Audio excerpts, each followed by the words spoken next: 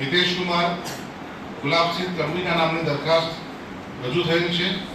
અન્ય કોઈ દરખાસ્ત રજૂ થયેલ ના હોય જિલ્લા પંચાયત પ્રમુખની ચૂંટણી નિયમો 1994ના નિયમ 9(1) મુજબ શ્રી હિતેશ કુમાર ગુલાબસિંહ તડવીને ખેડા જિલ્લા પંચાયતના પ્રમુખ તરીકે બિનહરીફ ચૂંટાયેલા જાહેર કરું છું.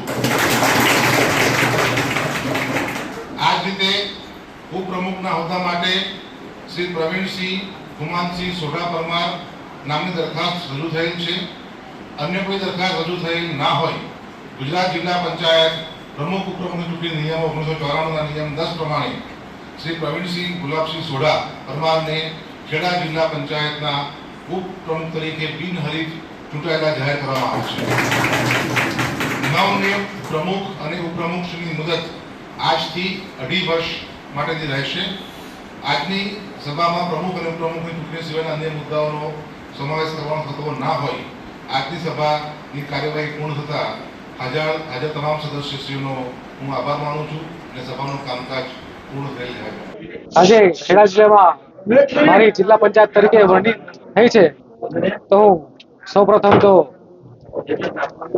ગુજરાતના મુખ્યમંત્રી શ્રી ભૂપેન્દ્રભાઈ પટેલ અને પ્રભારી શ્રી આપણા રમેશભાઈ દેસાઈ સાહેબ, મવડી મંડળ તથા ખેડા સાંસદ શ્રી દેવુસિંહભાઈ ચૌહાણ સાહેબ તથા આપણા ધારાસભ્ય શ્રી અર્જુનભાઈ સાહેબ, નડિયાદ વિધાનસભાના ધારાસભ્ય શ્રી પંકજભાઈ સાહેબ તથા બધા ધારાસભ્ય તથા આપણા નૈનાબેન પ્રમુખ શ્રી નૈનાબેન પટેલ તથા આપણા તમામ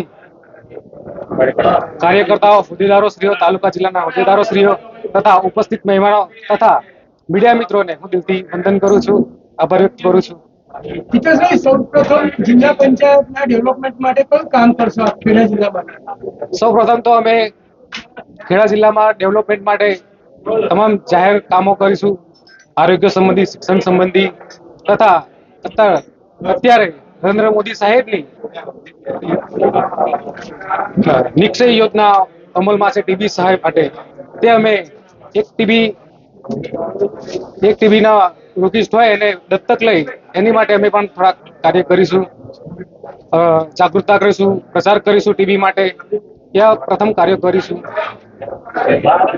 My school is one such future-ready school where I understand each and every concept taught in the class and don't rote learn, where teachers don't just use books and blackboard to teach but use new ways of teaching and learning like audiovisual learning, activity-based learning and group activities, which enhances my conceptual understanding. My school also teaches coding, which is an important 21st century skill.